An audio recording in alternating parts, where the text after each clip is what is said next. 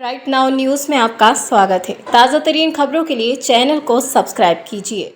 अर्चना तिवारी गुमशुदगी मामले में आज 12 दिन हो गए हैं, लेकिन अब तक अर्चना का कोई सुराग नहीं मिला है। अब पुलिस उसके 1 साल पहले का कॉल रिकॉर्ड भी खंगालेगी। हालांकि पुलिस ने अर्चना के साथ किसी अनहोनी या जहर खुरानी की संभावना से लगभग इनकार किया है। इसी पर देखिए रिपोर्ट। अर्चना तिवारी 7 अगस्त से लापता है। इंदौर, भोपाल, जबलपुर की 3 जोन की जीआरपी पुलिस उसे तलाश रही है। ये तलाश खेत, जंगल, नदी, नाले यानी हर उस जगह पर की जा रही है जहाँ अर्चना के ट्रेन से गिरने की संभावना है, लेकिन उसका कुछ पता नहीं चल पाया है। अब उसकी तलाश में इंदौर से लेकर कटनी तक जिला पुलिस भी जुट गई है। अभी तक तो ऐसा कोई चीज़ जो है वो हमारे जो डेटा है उसके अंदर तो नहीं आया हुआ, मगर उसका एक्चुअल कारण क्या है ये सब चीज़ों का, तो वो थोड़ा सा उसका पास्ट और भी डिटेल में डिग करने के बाद में ही पता चल पाएगा।